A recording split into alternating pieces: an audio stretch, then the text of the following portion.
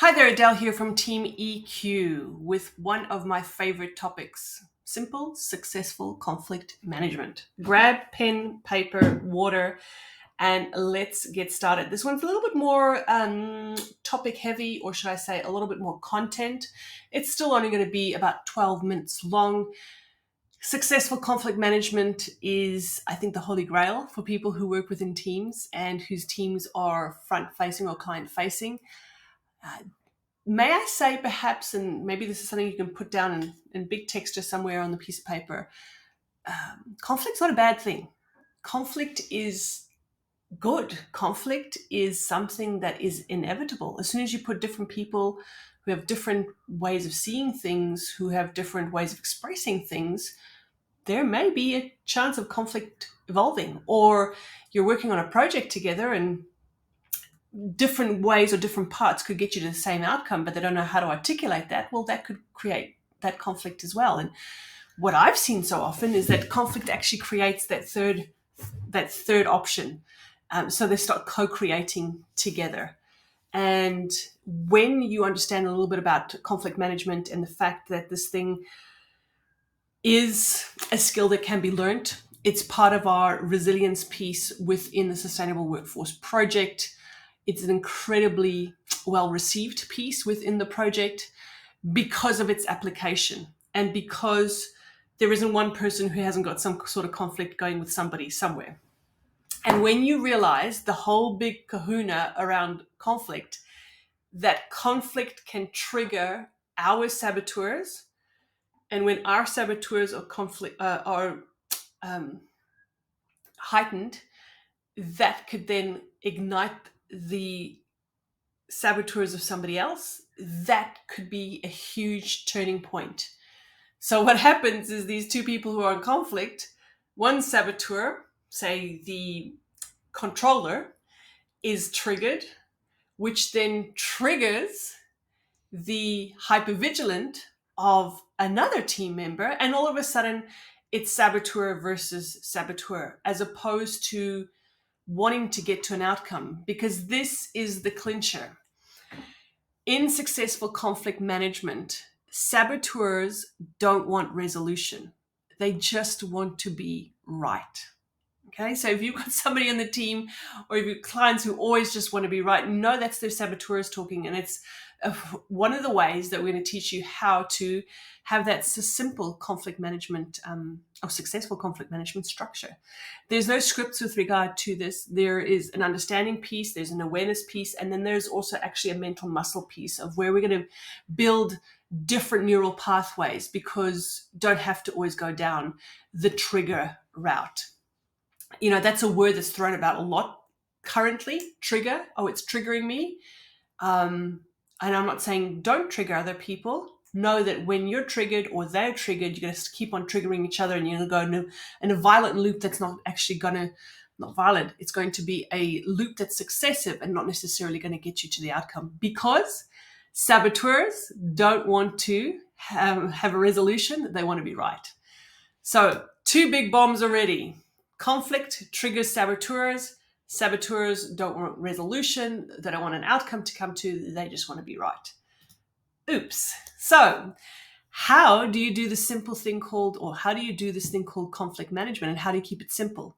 Well, you grow 3 mental muscles, because your thinking creates your words, which then creates your actions. So if the actions is that a conflict, you got to look at the thinking. You got to go to the root cause. And that's what I love about this part of the program that we've introduced with our Sustainable Workforce Project, is that it is simple. And that the way to successful conflict management is growing 3 mental muscles. Those mental muscles are the interceptor, the self-command, and then the sage perspective. Like I said, this is just a real quick overview of it. There is a worksheet that you can download that you can actually get greater access to understanding this concept. But know that those are the 3 muscles that we work at, and those help with the successful conflict or the successful management of conflict. Because if you can intercept your saboteurs, if you can command your thinking to go, oh, maybe I should look another way, and then use the sage perspective of anything, any event can be turned into a gift and opportunity, well, then all of a sudden your conflict is going to disappear. So what we do within the project and in the plan, we look at people's saboteurs. We find out what they are, because it's difficult to intercept them if you don't know what they are or who they are. I guess the beauty, the problem with our saboteurs is they become so part and parcel of our existence that we actually think that they are us. And we actually think that our saboteurs are working for us because they've hoodwinked us over years and years of usage, that without me, you're not going to get anywhere. Hey, without me as the, which one is the stickler, the perfectionist, without me being, like that voice of reason on the side, you're not going to have the high levels of attention that you should have. So let me have you work overtime, double time, check things 5 million times before you want to send an email. I'm going to really beat down the door and make sure that everything is perfect. So we've become so accustomed to thinking that our saboteurs are actually us, our pure essence. They are us.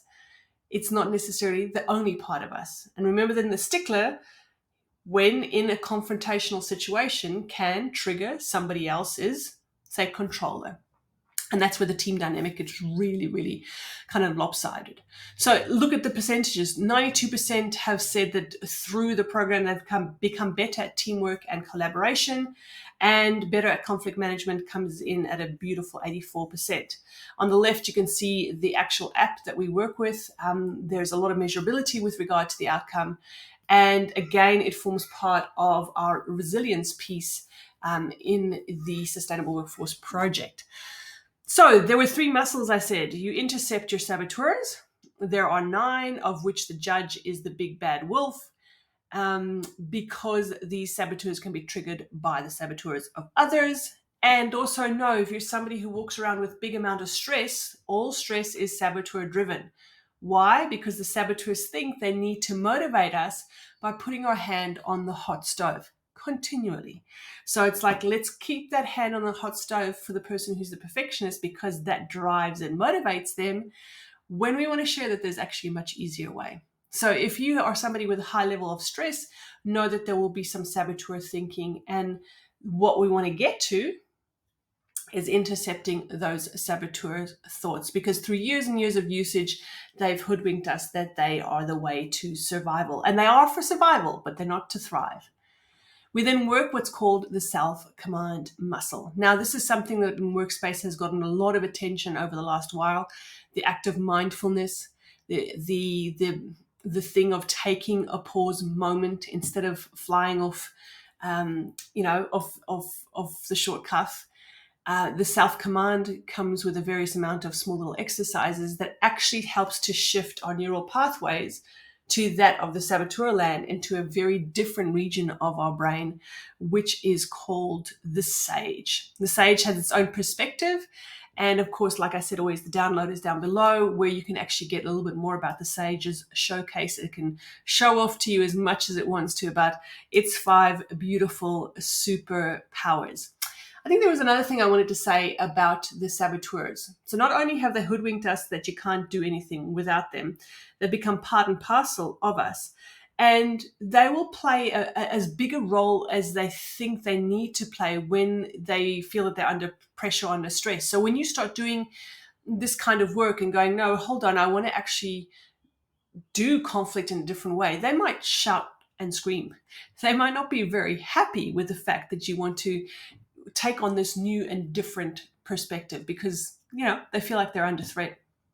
So the 5 sage superpowers, we go into great depth with regard to them, and those are usually the attributes, the way of being that really works towards any team getting to a greater outcome.